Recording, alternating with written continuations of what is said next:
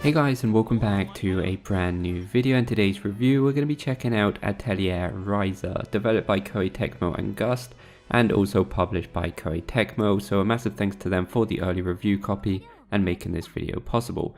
Now, if anybody's ever played an Atelier game, which I'm sure they have at one point, these games have been going on for quite a while now, you will know that this is a JRPG, for the most part turn-based JRPGs. However, what makes these games so different from the rest of JRPGs is the big emphasis on alchemy. Alchemy takes pretty much just its main part in this game as anything else. So what they do quite well in these games, that even though there's not a massive gap in between one game and the next, they do a good job on keeping them quite different and refreshing. I remember it wasn't even a year ago where I was playing Atelier Ryza, and this one feels quite fresh and a lot better in most ways. So let's start off with the battle system, because even though alchemy is really important in these games, JRPGs pretty much are dominated by the battle system.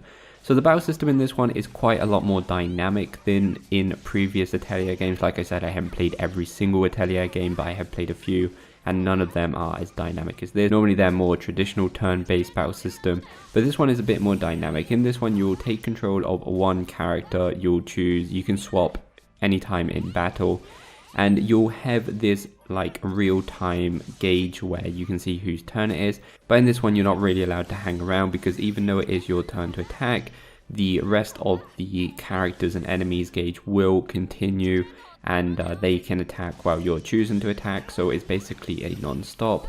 You'll find characters attacking at the same time, you'll find multiple enemies attacking at the same time, you'll find characters attacking enemies while enemies are attacking characters, and it's pretty spectacular to look at, and it is quite a nice change for these type of games to have a more dynamic feel to it. The actual mechanics of battle are quite basic. There are a few things to do combos. Sometimes maybe a companion will say do physical damage, and if you do physical damage within that time period, he will then activate a special attack.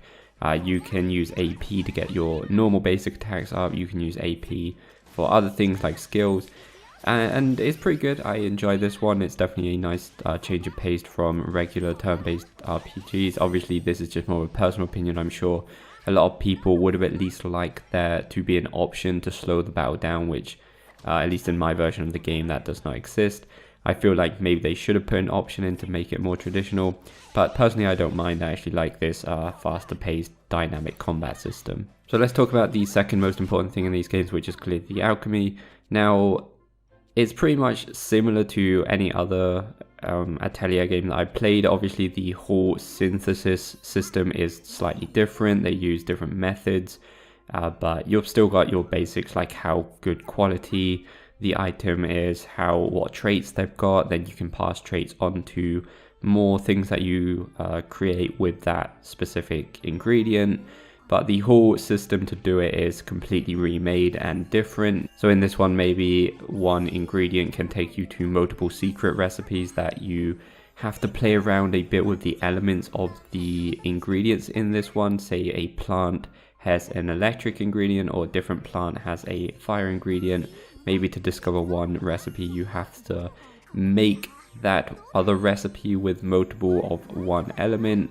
It's kind of interesting. I do slightly prefer this one over the previous Atelier Ryza, but you know, not much different in the actual core aspect of alchemy. So as far as the world map goes, or the world in general, this one does look a lot better, I would say, graphically, and it feels a lot more lively than the previous ones. Also, this one just feels a lot bigger because of the way everything's interconnected properly. I just feel like it's really easy to walk from one place to another.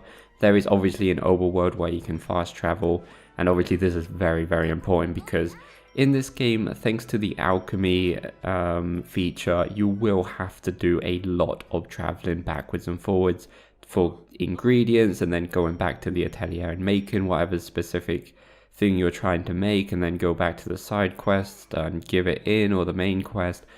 There is a lot of backtracking, and to be honest, for somebody like me, it can get a bit annoying, but that's just basically what these games have been about all along. Alchemy, making stuff, leveling up alchemy, finding certain ingredients for certain people, certain side quests, is what these games are all about.